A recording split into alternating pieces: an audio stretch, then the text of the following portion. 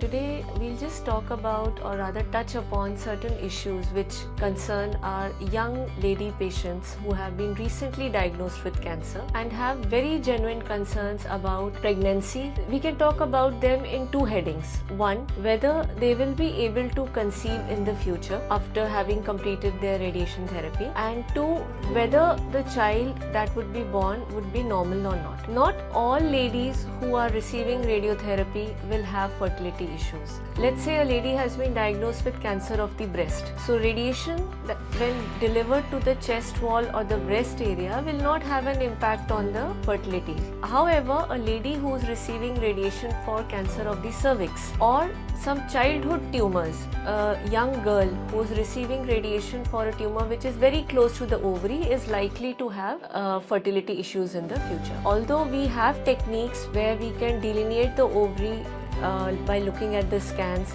we can try to plan it out in such a way that the ovaries receive at a very low dose where it should not affect the fertility.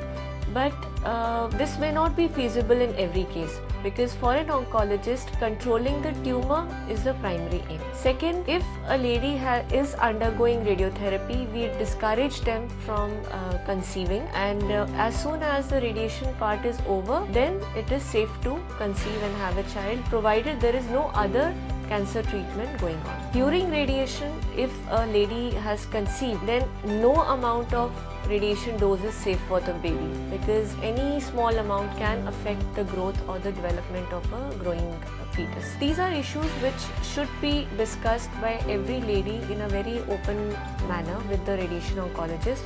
Just like in young men there is an option of sperm banking, there is an option of ova banking as well, which is always offered to ladies who are desirous of preserving their fertility. So do come forward and talk to your oncologist if you have these concerns before starting radiotherapy. Thank you.